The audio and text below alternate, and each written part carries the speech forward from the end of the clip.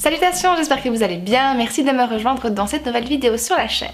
Alors depuis le mois de janvier, je n'ai fait encore aucun point lecture sur la chaîne et plus le temps passe et plus je me rends compte que j'ai la flemme de faire ce genre de vidéo parce que j'ai beaucoup de choses à vous présenter. Et donc je me suis dit que ce serait plus facile pour moi si je séparais en différentes thématiques et donc aujourd'hui je voulais vous faire un point lecture spécial manga. Donc c'est parti, écoutez, on va reparler donc des mangas que j'ai lus depuis le mois de janvier jusqu'à mi-juin, voilà.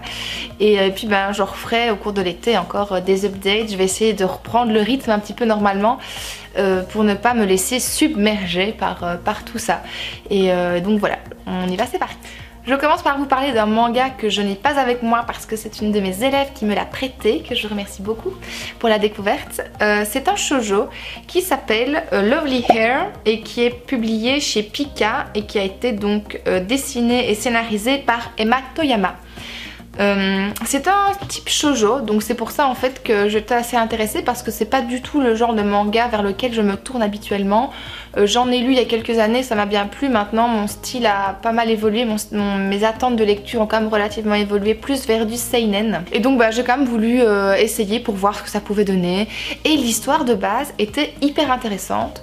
Donc on part sur l'histoire de Mashiro, qui est une petite fille qui en fait est enfermée dans une pièce depuis qu'elle a 7 ans je crois, 6 ou 7 ans. Et dans ce monde là en fait, donc on est au Japon et elle a des cheveux hyper longs et elle est entourée par plusieurs serviteurs, donc 4 serviteurs, notamment son maître des peignes qui est chargé en fait de prendre soin de ses cheveux. Pourquoi cette obsession des cheveux? Tout simplement parce que on a la croyance en fait là-dedans que des dieux y sont enfermés.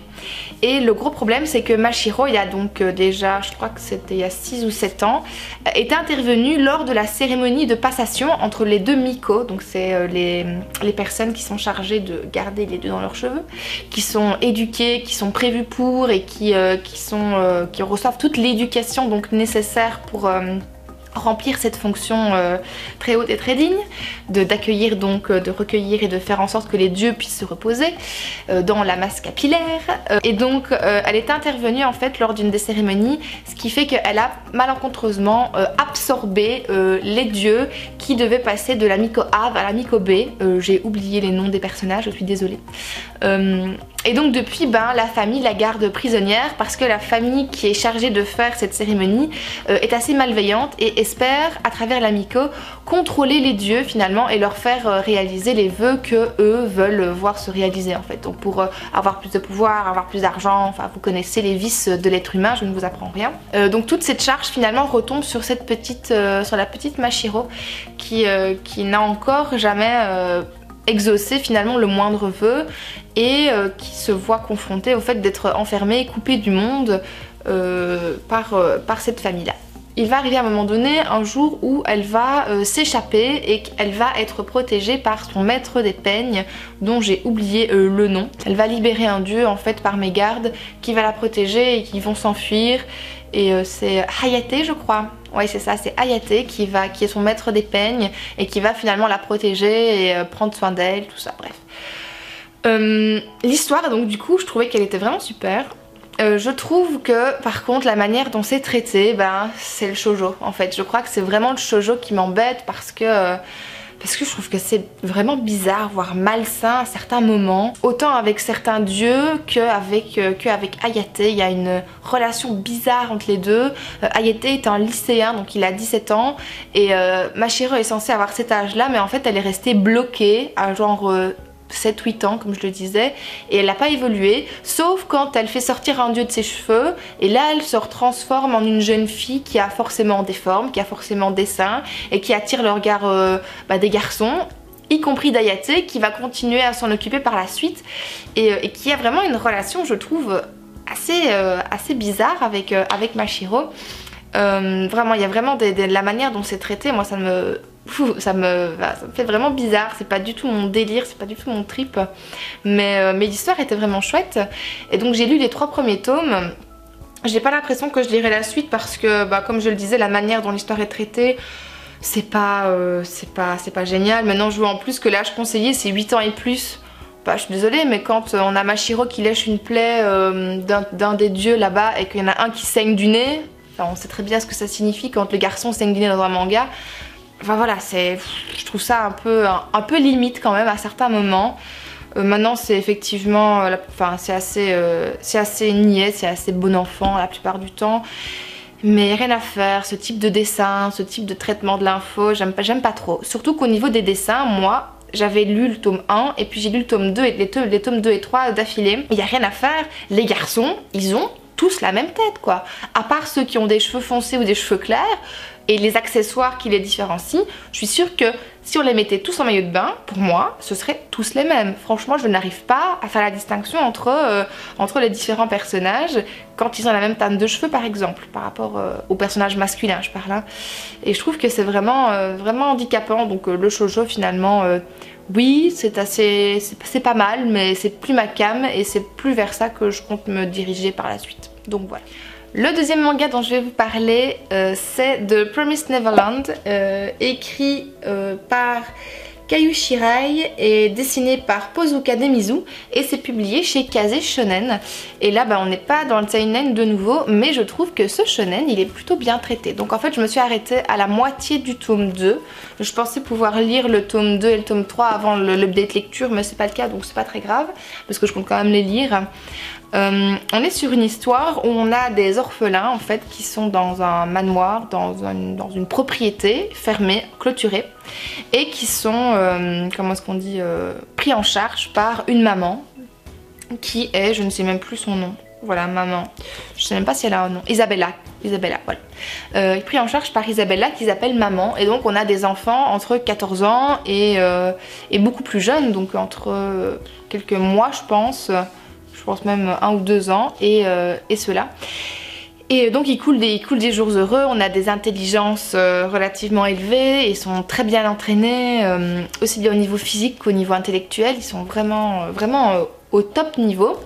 Ils sont tellement au top niveau qu'à un moment donné, ils vont finir par se rendre compte que c'est un peu louche tout ça, et lorsque l'une d'elles va se faire adopter, l'une d'entre eux va se faire adopter, ils vont un petit peu aller voir du côté de la barrière, donc c'est un endroit interdit, ils ne peuvent pas sortir du domaine, qui est relativement grand, mais ils ne peuvent pas en sortir quand même. Et ils vont se rendre compte en fait qu'ils sont vraiment pris pour des idiots, parce que cette propriété, cet orphelinat en fait est ce qu'on appelle un élevage, et donc ce sont des êtres humains qui sont élevés pour satisfaire les besoins de monstres, de démons. Et donc j'en suis arrivée à ce niveau là. Et donc ils vont essayer en fait, vu qu'il y a 3 intelligences particulièrement élevées dans leurs enfants, et que c'est a priori sur eux que ça va tomber à la prochaine livraison, ils vont essayer un petit peu de s'en sortir, et donc ils vont essayer de planifier une évasion. Et donc c'est là que j'en suis pour l'instant, et je trouve que ça fait hyper flipper. Je pense pas que je l'aurais mis en shonen moi personnellement. Il y a vraiment des ambiances qui sont glaçantes, il y a des ambiances qui sont très très drôles, donc on a vraiment ce passage du thriller limite à vraiment quelque chose de très humoristique. Et les enfants sont top, j'adore les 3 franchement, j'adore particulièrement le petit blond, j'ai oublié son nom, c'est Norman je crois. Il a l'air tout gentil, tout mignon, mais en fait il est impitoyable et ça me fait trop marrer. donc voilà, mais il y a vraiment des fois des dessins où c'est horrible, et c'est vraiment se rendre compte que le monde est impitoyable en fait. Et voilà, je regarde ça par exemple, je sais pas si vous verrez bien. Mais on a la sœur Krone qui est venue se joindre et prêter main forte à Isabella, parce qu'elle a commencé à avoir un peu des soupçons sur le fait que ses petits protégés ont compris ce qui se tramait. Donc tout est dans le non-dit, tout est dans la supposition, enfin c'est un truc de fou. Moi je l'aurais pas mis en shonen personnellement, mais très bon manga, je vais continuer. Je pense que je vais continuer la série, en plus il est pas cher, il coûte 7,10 €. C'est assez rare chez moi. Généralement mes mangas coûtent plutôt 8,80 €. Donc là je suis à 7,10 €. Putain c'est pas cher, trop bien. Ouais. Donc voilà, je continue. J'aime beaucoup, je conseille. Ensuite j'ai lu un one shot et puis 2 tomes 1 avant de repasser à une série. J'ai lu Instant d'après de Daisuke Imai, publié chez Komiku. J'adore les éditions Komiku, ils font toujours du super boulot, aussi bien au niveau graphique qu'au niveau de l'histoire. Et au moment où en fait j'ai lu la 4e de couverture, c'était La technologie rend-elle heureux? Mesurez et utilisez votre chance grâce à des points. Trouvez votre futur partenaire avec un test ADN. Confiez vos enfants à une vidéosurveillance dernier cri. Ne vous inquiétez plus pour les personnes âgées qui prennent désormais soin d'elles-mêmes et côtoyez la fille de vos rêves avec l'application de réalité virtuelle ultime. J'avais un peu peur et en même temps j'avais cette attente que ce soit une sorte de Black Mirror version manga. Et en fait je trouve que c'est beaucoup mieux réalisé que Black Mirror. Si vous suivez la série Black Mirror sur Netflix, ben en fait ça porte sur les dérives des technologies qui sont dans notre quotidien aujourd'hui. Elles sont poussées à l'extrême et elles montrent en fait leur côté dangereux pour montrer qu'il faut s'en méfier. Et je trouve que ici c'est 1000 fois plus subtil et 1000 fois mieux amené.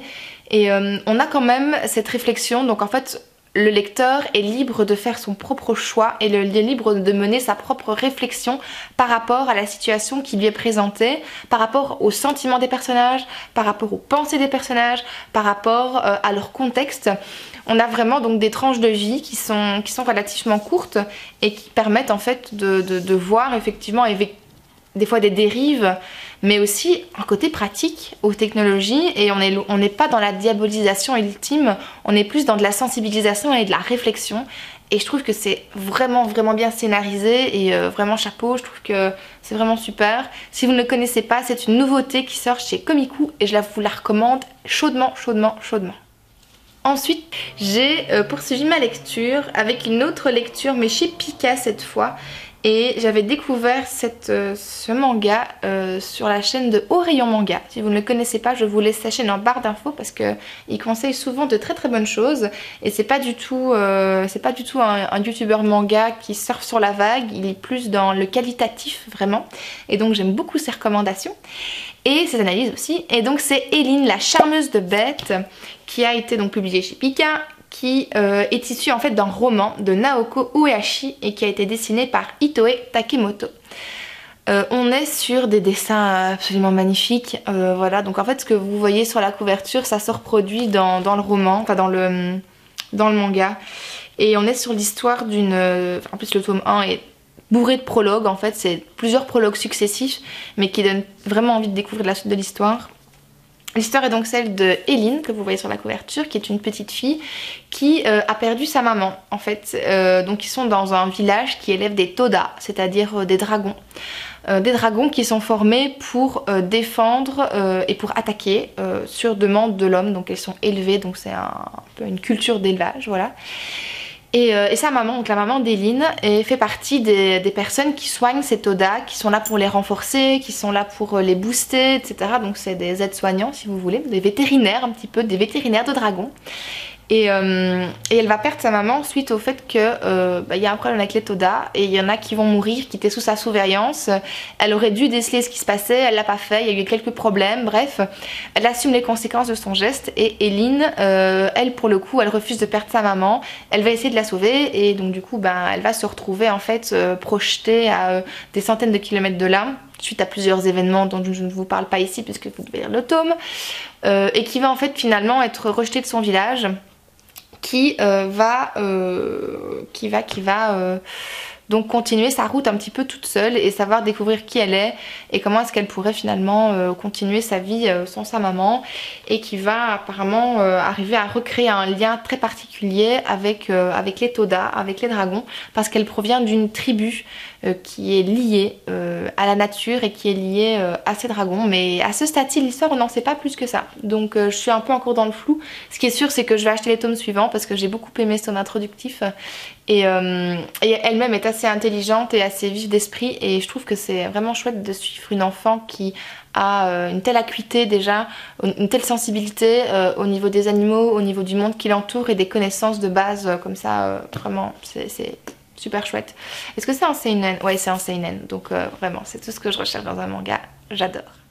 Ensuite, j'ai lu un manga pour lequel mon cœur a littéralement fondu. C'est chez Kiyun, en Kizuna. Alors, la catégorisation Kizuna, je connaissais pas du tout. Et j'y mets l'hypothèse, donc si vous le savez, vous me le dites dans les commentaires. Mais j'ai mis l'hypothèse qu'en fait, c'est un seinen plus porté vers des jeunes femmes. Je sais pas pourquoi. Je me dis, le seinen, c'est souvent, donc le neutre, en fait, c'est souvent pour les garçons. On considère ça comme les garçons.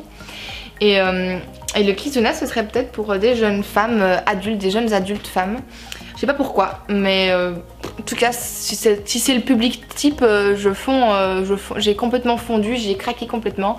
C'est donc de Magus of the Library, qui a été fait par Mitsu Izumi, et qui est tout bonnement très prenant.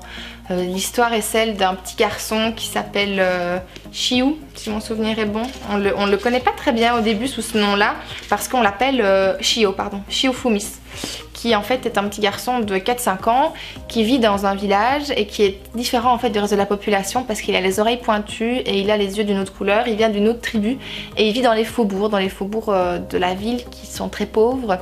Sa sœur travaille toute la journée pour lui permettre d'aller à l'école et elle lui a dit « Moi j'aimerais bien que tu ailles à l'école pour que tu apprennes à lire, à écrire et que tu puisses après faire une vie qui soit beaucoup plus confortable que celle que nous on connaît. » Et donc sa sœur se tue à la tâche, lui il va à l'école et sa grande passion dans la vie c'est lire des livres, des histoires d'aventure.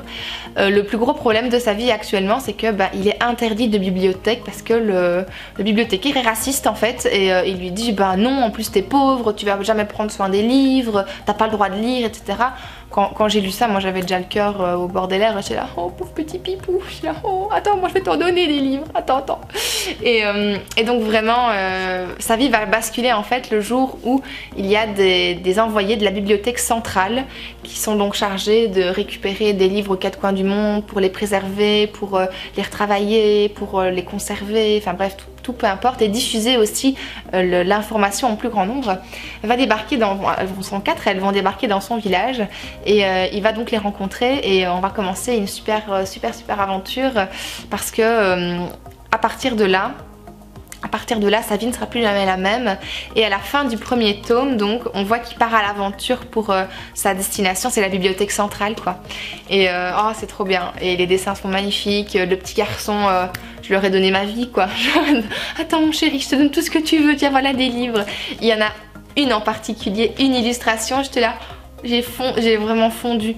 C'est magnifique, c'est magnifiquement bien dessiné, les messages qui sont porteurs sont absolument superbes et donc voilà, celle-ci m'a fait complètement fondre parce que il lui dit je voudrais lire plein de livres.